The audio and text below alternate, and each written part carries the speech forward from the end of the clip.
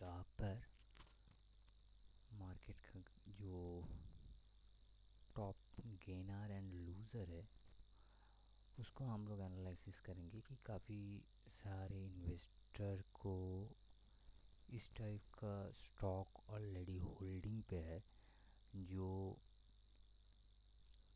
दिन के टॉप में है और दिन के सबसे लो में है। तो वो इन्वेस्टर क्या करेंगे, उसको होल्ड करेंगे और उसको सेल आउट करेंगे। तो मार्केट भी बहुत नीचे गिरा है 345। तो इस टाइम जो बढ़ गया है उसको उसका भी जो होल्डिंग है वो भी बहुत बड़ा टेंशन वाली बात है कि ये स्टॉक होल्ड करेगी छोड़ दे। एंड जो सबसे नीचे गया है उसको भी देखना है कि ये स्टॉक होल्ड करे और भी नीचे जा सकता है। एक पैनिक सा सिचुएशन क्रिएट होता है जिसके हिसाब से हम लोग देखेंगे कि टॉप गेनर जो है, टॉप लूज़र जो है, वो कितना देर तक मार्केट पे सस्टेन कर पाएगा। उसका जो इक्विटी होल्डिंग जो स्टॉक है उसमें से पहला जो स्टॉक है वो हीरो मोटो कॉर्प है। जो हम लोग हीरो मोटो का चार्ट देख लेंगे। एक बहुत बेहतरीन स्टॉक है।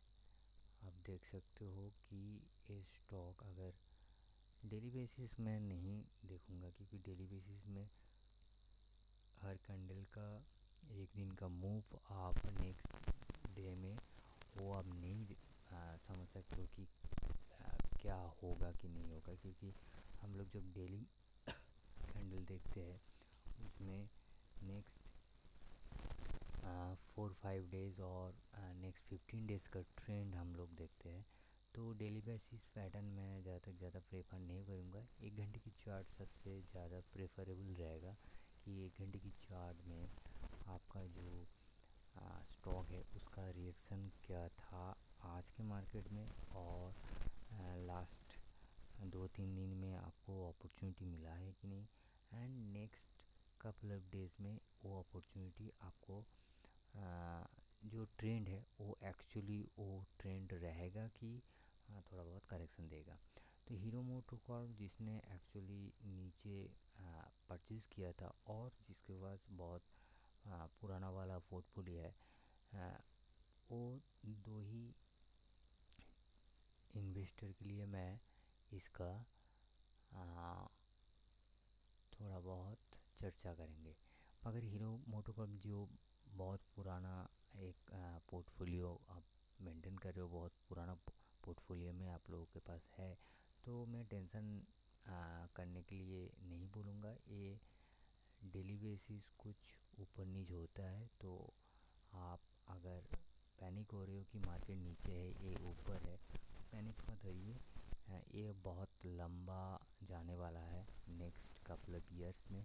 तो जो लॉन्ग टर्म में जिसके पास स्टॉक है वो होल्ड कर सकते हो। कोई दिक्कत वाली और कोई नेगेटिव वाली कोई भी न्यूज़ इसमें इम्पैक्ट नहीं करेगा लॉन्ग टर्म के लिए। आप आता हो अगर आप इस लेवल पे 4340 4400 4600 ऐसी रेंज पे आप कभी भी परचेज़ किए हो तो उसके लिए हीरो मोटो आपको तकलीफ़ देगा आने वाले कालम में। और जिसके पास फ्यूचर में शॉर्ट हुआ है मगर मार्केट 300 पॉइंट निफ्टी इंडेक्स गिर गया है मगर आपका शॉर्ट आज काम नहीं दिया, वो बहुत ज़्यादा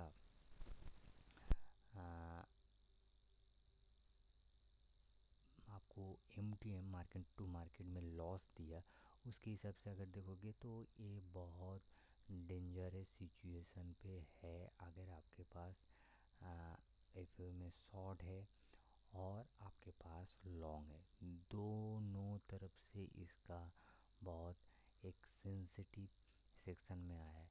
ये जो ऊपर वाला पोर्शन आप देख रहे हो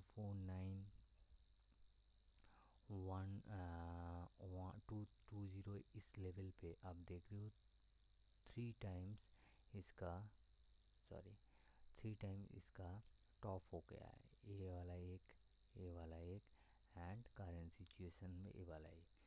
तो इस लेवल को सस्टेन नहीं किया, इस लेवल से नीचे गिर गया। कितना तक नीचे गिर गया ये वाला अगर आप देखोगे तो लगभग 180 पॉइंट की नीचे इसका ऊपर से नीचे गिर गया है। 180 पॉइंट नीचे गिर गया, दैट मीन्स इस रेंज पे सस्टेन नहीं कर रहा है। आप बोलोगे ये रेंज पे सस्टेन किया नहीं किया, नीचे गया, फिर से इस रेंज पे सस्टेन नहीं किया, फिर से नीचे गया। ये नीचे जाने के अगर आप प्रोबेबिलिटीज़ देखोगे तो पॉइंट्स देखोगे तो नियर अबाउट 600 पॉइंट्स के आसपास ये नीचे गया था, उसके बाद भी नीचे गया था और भी नीचे गया था। तो फिर से आपको क्या 600 पॉइंट्स या से 600 पॉइंट्स अगेन अगर आप देखोगे तो नियर अबाउट इस रेंज, तो फिर से आपको 600 पॉइंट्स गिरावट दिखेगी? मेरे ख्याल से एब्सोल्युटली नॉट, क्योंकि ये जो ट्रेंड चल रहा है एंड मार्केट काफ़ी ज़्यादा स्ट्रॉन्ग है। वो स्ट्रॉन्ग मार्केट में निफ्टी में जो करेक्शन हुआ है उसमें ए स्टॉक स्ट्रॉन्ग है। दैट मीन्स कुछ तो अंदर की बात है, जो बेसिक नॉलेज है कि मार्केट 350 पॉइंट डाउन है। आपका हीरो मोटोकॉर्प आज नियर अबाउट आप बोल सकते हो जो गेन हुआ है वो 3% आप में गेन होके बंद हुआ है। तो दैट मीन्स कुछ तो न्यूज है, कुछ तो इंटरनल मैटर है, कुछ तो टेक्निकल मैटर है जिसमें से ये स्टॉक आज ऊपर खड़ा हुआ था। तो उसके हिसाब से अगर आप देखोगे तो इसका दो वाइटल पॉइंट आपको थोड़ा मार्क रखना पड़ेगा। एक तो ये रेंज जो है बहुत इम्पॉर्टेंट रेंज है, जो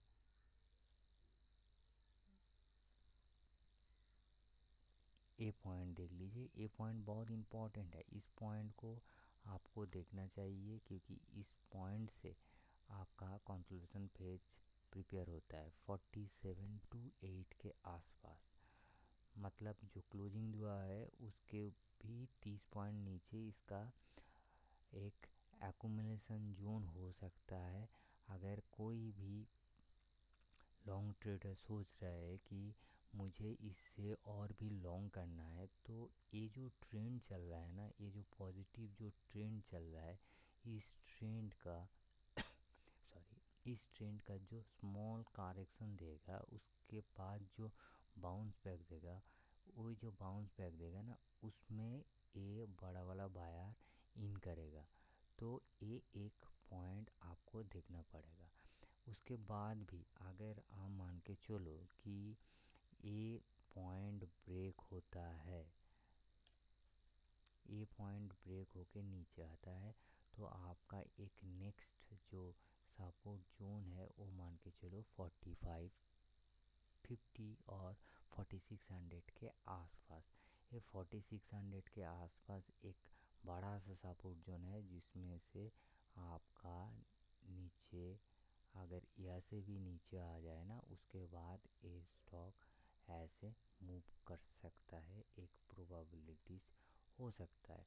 एज पर ट्रेंड इसको देखना पड़ेगा। तो जिसके पास लॉन्ग है बहुत, आप यही यही कहीं भी एंट्री की हो, तो नीचे अगर करेक्शन हो जाए तो उसके लिए आपको आपका स्टॉक हेजिंग कर सकते हो, या पर सेल करके आप अगर नहीं निकले हो कल एक ऊपर रेंज पे निकल जाओ, उसके बाद नीचे फिर से वेट करो। नहीं तो आप रिस्क लेके अगर आप ऊपर जाने के लिए सोच रहे हो और पोजीशन कैरी फॉरवर्ड करने चाह रहे हो लॉन्ग में, तो मेरे ख्याल से ये वाला स्टॉप लॉस रखना बहुत इम्पॉर्टेंट होगा। And closing basis stop loss रखिए 1 घंटे की चार्ट में।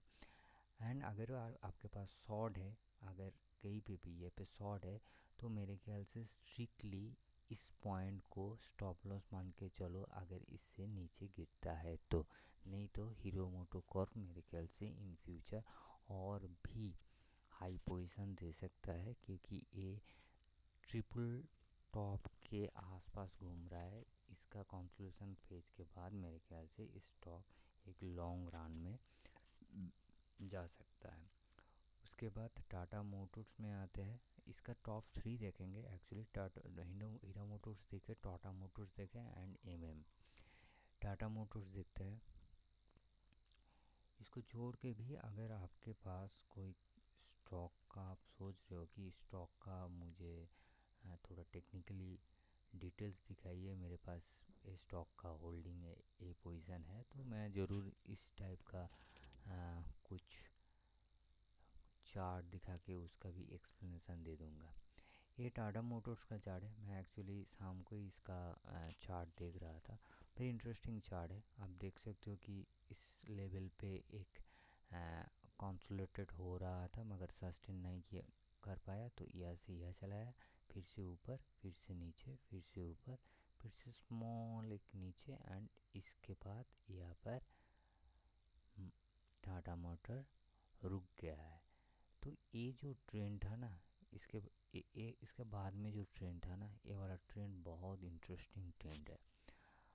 यहाँ पर देखिए सस्टेन कर रहा था मगर वो सस्टेन जस्टिफाइड नहीं हुआ, इसीलिए ये टाटा मोटर नीचे तोड़ा।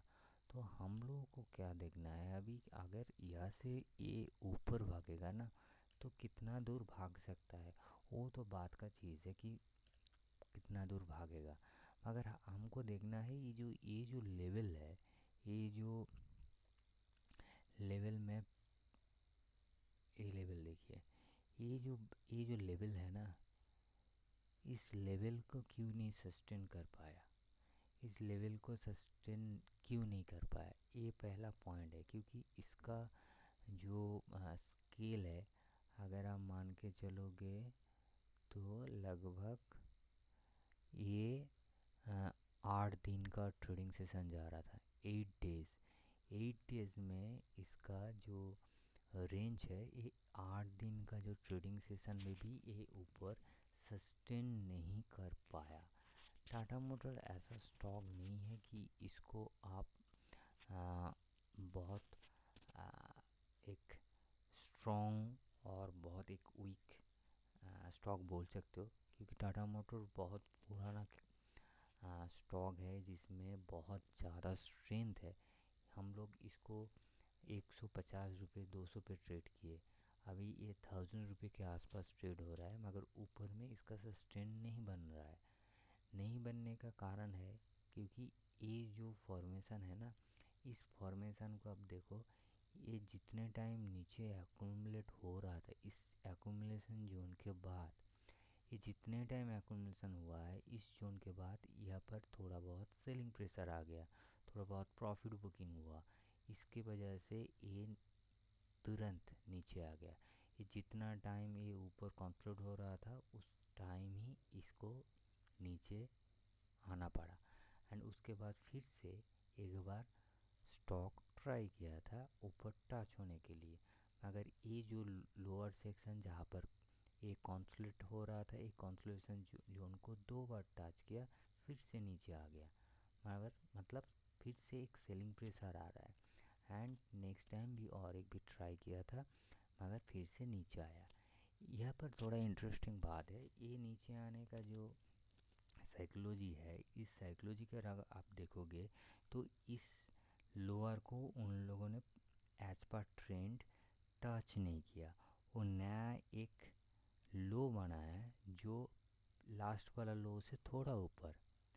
एंड वेरी मच इंटरेस्टिंग, आप अगर देखोगे कि इस लो से इस हाई, इस लो से इस हाई, मगर इस छोटा लो से ये हाई बहुत कम टाइम फ्रेम में हीट हुआ है। तो आपके पास अगर टाटा मोटर्स है तो एक पॉजिटिव चांसेस है कि ये स्टॉक ऊपर भागेगा, ये स्टॉक ऊपर भागने का बहुत ज़्यादा एक्सपेक्टेशन मुझे लग रहा है। अगर नीचे का रेंज देखोगे तो सिंपल सा बात है, जो लास्ट लो हुआ है इस लो को पकड़ के चलिए। ये वाला एक आपको फाइनल आप पॉइंट बोल सकते हो। 1000 रुपीज़ एक सेंटिमेंटल जोन है, जो 1000 रुपीज़ आप एक सेंटिमेंटल जोन पकड़ के चल सकते हो। नहीं तो और इंटरेस्टिंग एक सेक्शन बोल रहा हूँ। ये जो है यहाँ से गैप अप हुआ था, इस लेवल को अगर आप ध्यान से देखोगे ना,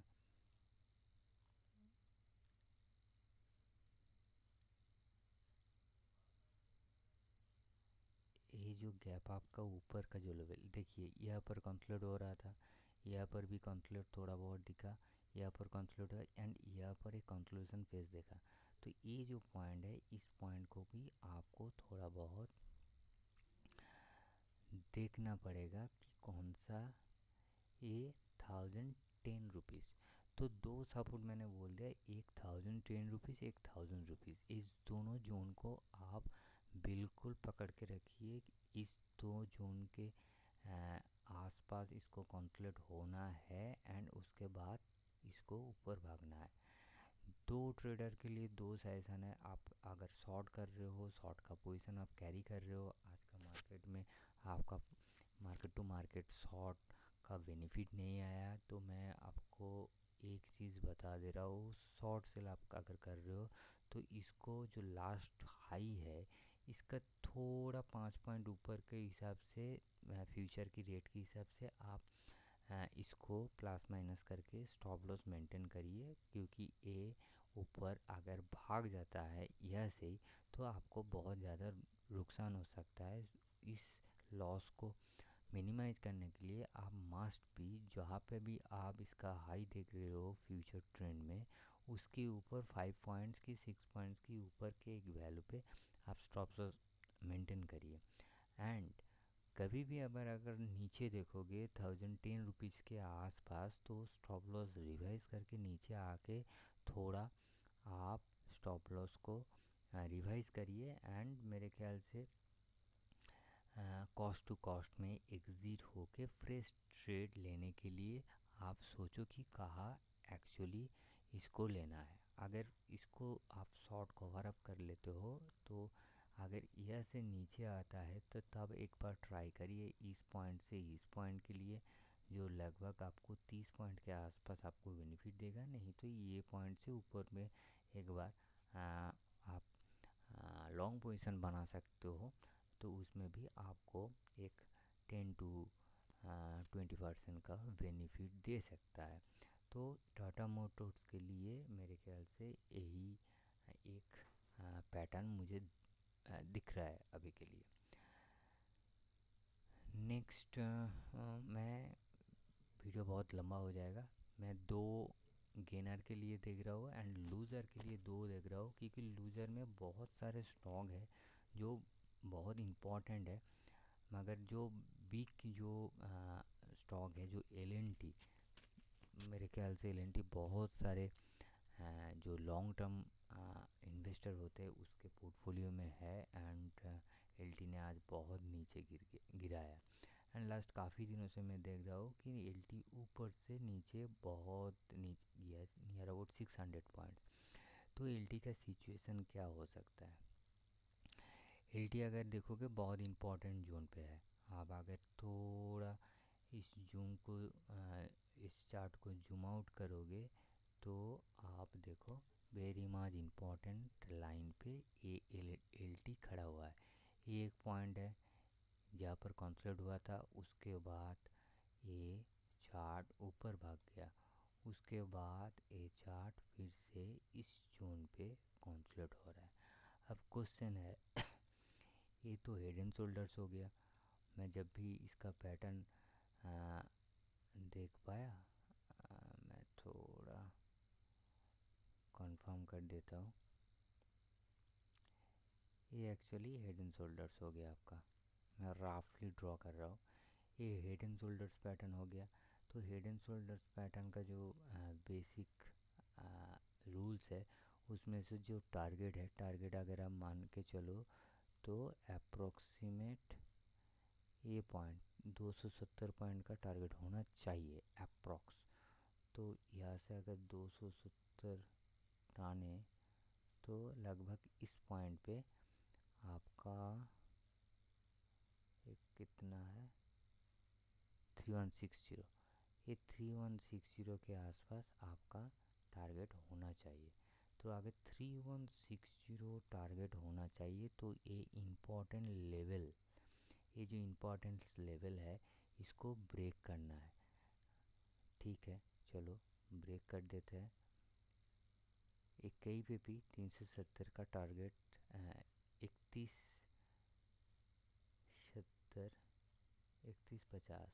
सॉरी 3153 के आसपास इसका अभी भी कोई चांसेस नहीं लग रहा है, क्योंकि ए 2 3 4 सपोर्ट पॉइंट एक साथ खड़ा हुआ है। तो इस ए जोन बहुत बड़ा इम्पोर्टेंट जोन है। ओके, ये पहली बार है। दूसरी चीज़, और एक चीज़ है, मैं अगर हॉरिजॉन्टल लाइन टनूँ तो इसके ऊपर एक गैप अप था। तो ये जो जोन देख पा रहे हो आप 3190 और 3200 के आसपास, ये भी बहुत इम्पोर्टेंट एक जोन है, जिसके हिसाब से आप एक बार पोजीशन बना सकते हो अगर आप फ्रेशली एलटी में एंट्री करना चाहते हो।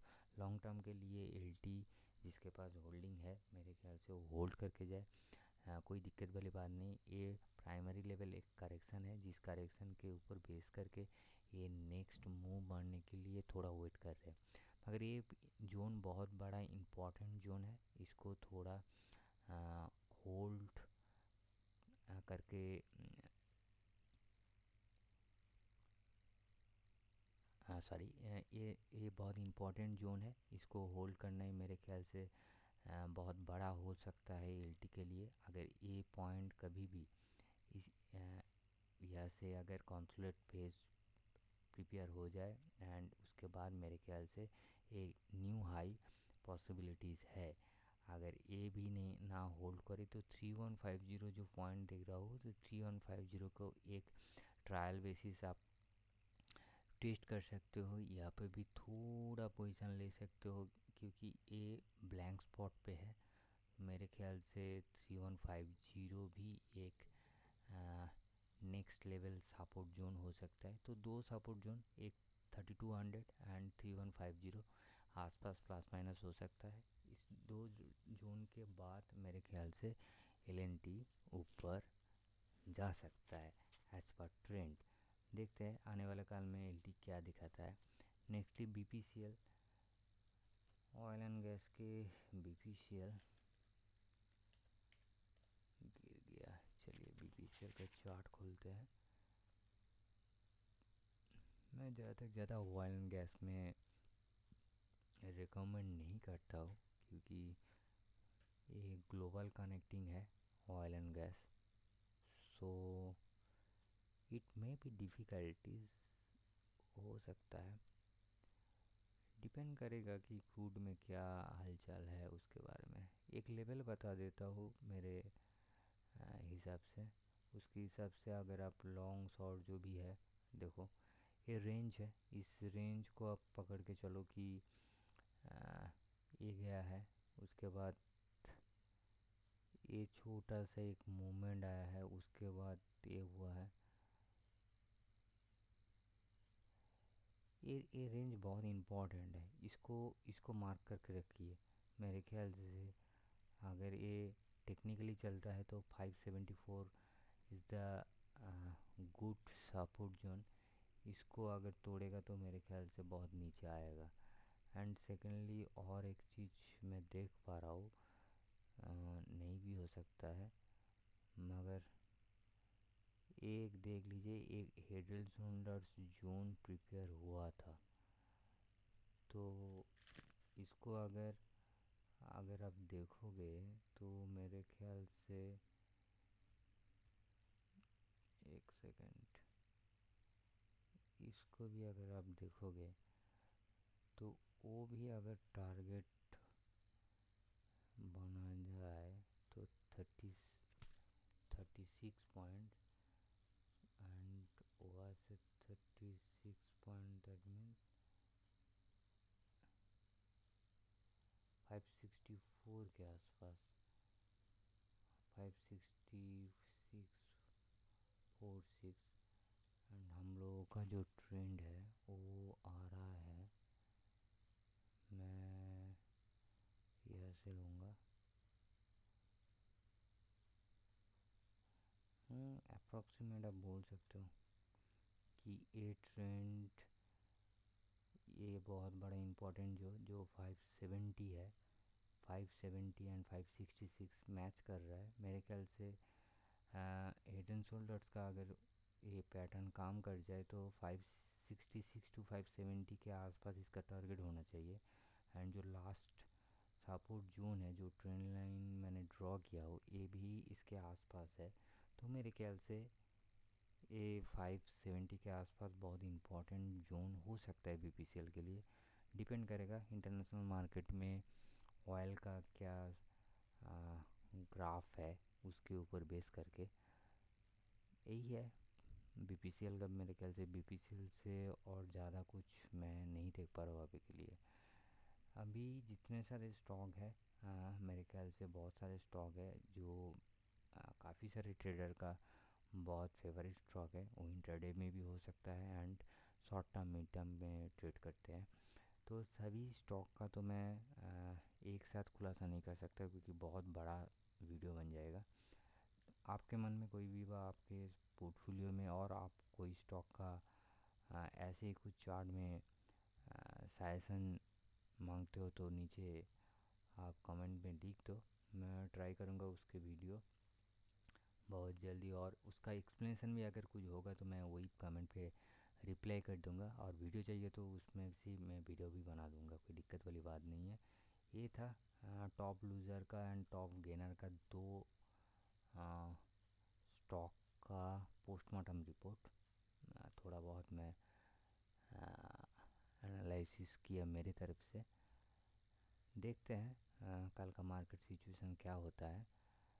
That's all for the day.